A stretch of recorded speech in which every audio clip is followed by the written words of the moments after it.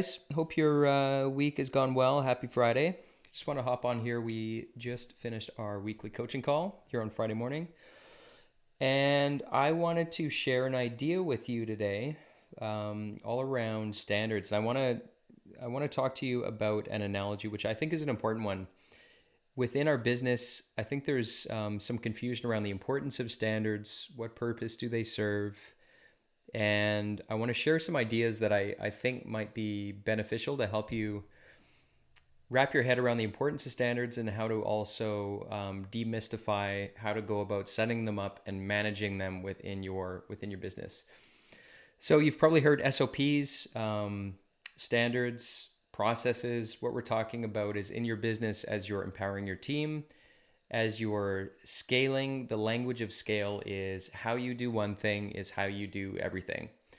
So I always like to look at nature for scaling, because if you look at flowers, for example, flowers look the way they do because when they're scaling out patterns, they're self-repeating. So literally, things look symmetrical, things look the way that they do. It's called a fractal pattern because they follow the principle, how you do one thing is how you do everything. So that's number one. I'm going to start with a couple quotes as well in terms of the importance of standards. And then I want to talk to you about what mountain biking has to do with your SOPs and with your processes within your business. So quote number one from W. Edwards Deming: if you can't describe what you're doing as a process, then you don't know what you're doing. So the importance of having everybody on the same page, we need to have the ability to describe what we're doing as a process. So that's number one. Number two, and this is a really important one, which dovetails to the biking analogy. By the way, if you're watching this live, if you could put below in the comments, so I know you hear hashtag live, would be awesome. And if you were catching this on the replay, hashtag replay would be great. So without standards, there can be no improvement. Taiichi Ono. So let me talk about this biking analogy, and I think this is going to hopefully resonate. And we've got this old growth forest that's like 5 minutes away from our house, and I've just started 3 to 4 times a week. I've started mountain biking because I want to get back into shape and make a kind of a weekly routine to get out and mountain bike and get my alone time and all that kind of stuff. And I have developed over the last couple months a route that I take every single time. I take the same path, and what's interesting is it's about a 30-minute bike ride. And ever since I started timing this route, give or take, every time I do it, I'm within 15 to 20 seconds, right? So why is this interesting? Because I've developed a standard path, I now have a basis for comparison. So again, that quote, without standards, there can be no improvement. When I'm out there, when I am racing and trying to beat my former time, I have a basis for comparison because I've standardized the route that I take. I go the same way every single time. And the same is true with your standards within your business. If you don't, in the absence of having standards, in the absence of having an agreed upon way of doing something, you have no basis for comparison when it comes to improving it. So again, with the biking route I take, I'm always thinking about how can I shave off, a couple seconds here? How can I set up for this turn better? Am I in the right gear when I'm approaching this hill? I'm thinking about all this stuff because I'm wanting to improve the time. And it's really interesting how now that I have the standard created, same with like any kind of racetrack, right? You have a basis for comparison when you're all following the same thing, right? And now you can start to measure improvements, and that's where it starts to get really interesting. So let's talk about 3 different types of standards and a good way to think about standards within your organization. The obvious one is your processes. So when you are doing things like payroll, you have a critical process when it comes to calculating your payroll because you have to get it correct. It has to be accurate every time. When you're calculating quotes within your business, that's another obvious process where you want to have everybody on the same page. And so things that you can have in place there are, a checklist. You can have a calculator to calculate the proper quote, get the right margins, and so on. So you can have standards where if you're onboarding new team members, you can put them in front of the training, the onboarding, so you can say, this is how we do it. So that's number one, is processes, which are simple workflows and can be basic checklists, right? Number two standards, which often I think is missed, is critical behaviors. So, what are critical behaviors? Think of them as the absence of these behaviors, there's going to be chaos, and it could hurt your reputation, could hurt your culture. And examples of critical behaviors, they're a little bit more subjective. It could be using your tools correctly, such as your CRM software, such as your project management. A behavior could be completing your tasks on time. So that's a standard. We're not talking about a specific way of doing something. We're talking about the behavior that is acceptable here is we aim to complete tasks on time. That's a standard, right? In terms of critical behavior. Exceptional client support, serving our customers, talking about those kinds of critical behaviors where you want to articulate the threshold and what it means to be a great team member at your business. Those are another examples of standards. And then the results are the obvious ones in terms of standards where for like a sales team, for example, you want to hit X number of quotes every single week, because when you quote, $100,000 per week, your conversion rate is, 20%, 30%, another standard. So identifying what those standards are in terms of your business and what it looks like, what does healthy look like and how can we measure it, right? In terms of those kinds of standards. Cash flow, your receivables, what does healthy look like and how can we measure it? So these are the results or KPIs that you can measure, understanding what those numbers are, and then having a baseline to compare to every single week when you're looking at them with your team. Ideally, you can see here's the standard and here's us. Are we above it? Are we below it? If we're below it, what do we need to do to get back to the standard? So again, thinking about that bike track, if I'm 2 minutes slower, what happened? How can I improve? Sometimes there's like people in the path getting in my way. There's things that are going to slow me down, but at least you have a basis for comparison. That's the important thing to understand when you're thinking about standards, is the purpose they serve, and they don't even need to be perfect.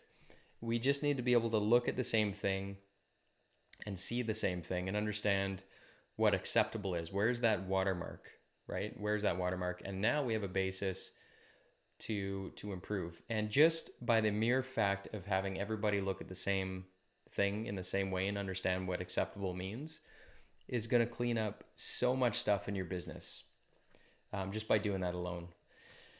And so these are the standards. And then let's zoom out. So we're talking about kind of tactical, in the weeds in your business. What does healthy look like? So if we zoom out, ultimately, what is the purpose of all these, having these SOPs and processes in place? Because it's easy to get in the weeds and forget about why are we focusing on this stuff in the first place. And especially, with your team, I think our role as leaders is to help unlock their thinking, right? To grow them as future leaders.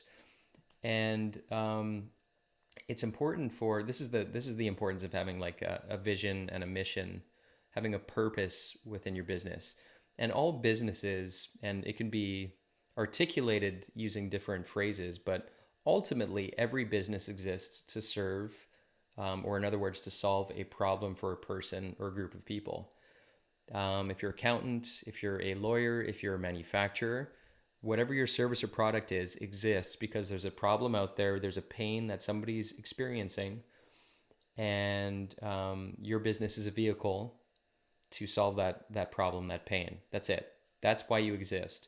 And the moment you stop focusing on solving that problem, or you lose sight of it, for example, if you just focus on sales, if you just focus on selling a solution rather than solving the problem, eventually as markets change and consumer habits change and you don't adapt because you're just still focused on selling the thing, now the thing isn't necessarily relevant, or the quality might be not where it needs to be in terms of what the market's expectation is now. So focusing on the result or solving problems, and if you're able to do that, the money follows.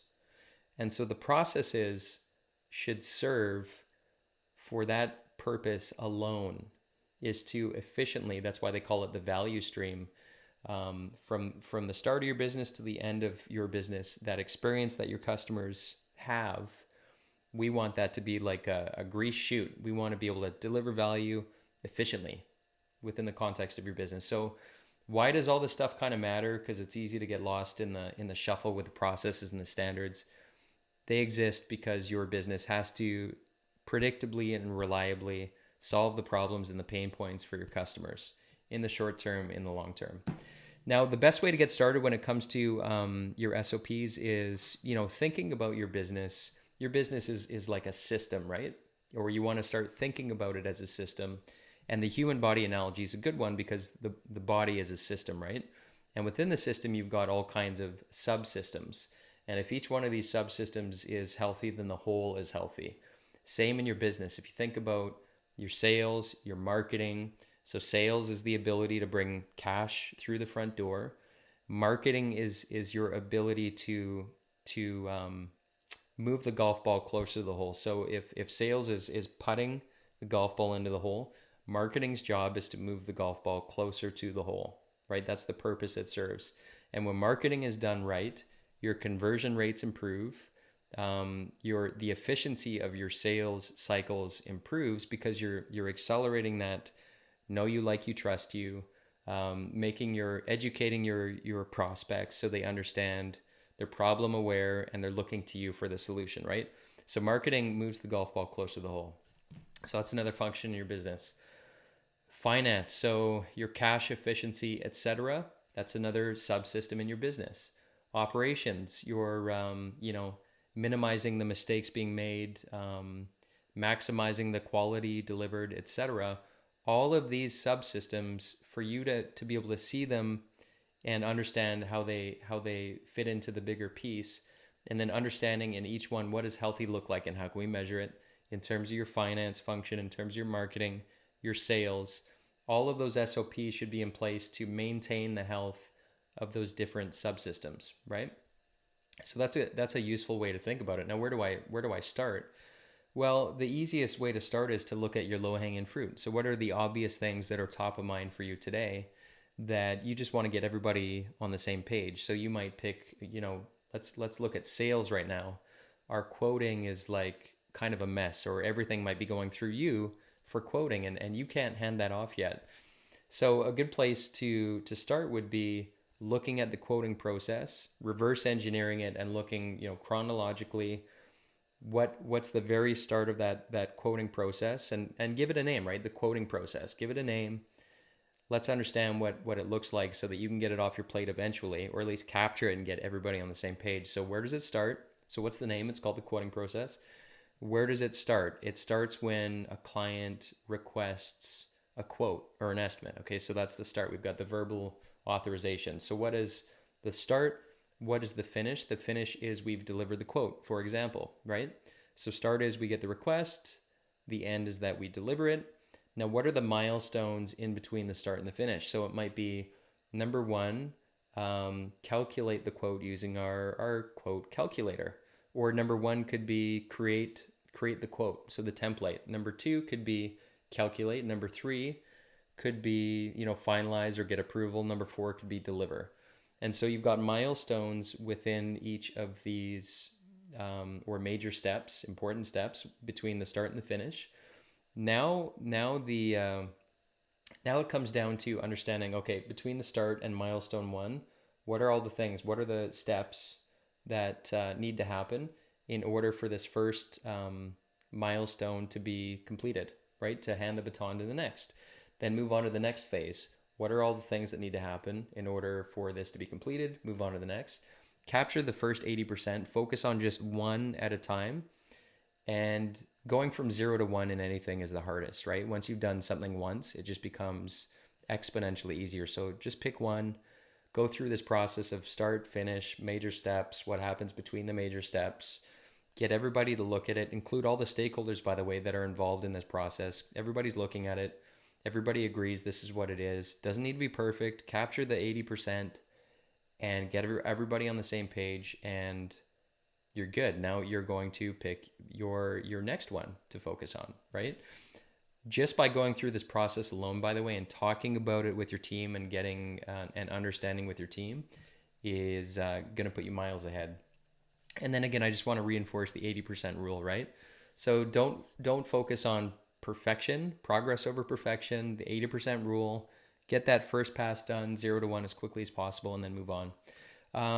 So that's all I want to share with you. It was top of mind when I was biking yesterday because I have a basis for comparison because I take the same route every time and it becomes kind of fun, right? You're racing against that standard. You're racing against yourself, and you're always trying to get a little bit better than your previous self. So making your tomorrows a little bit better than your todays. And again, without standards in place, we have no basis for comparison.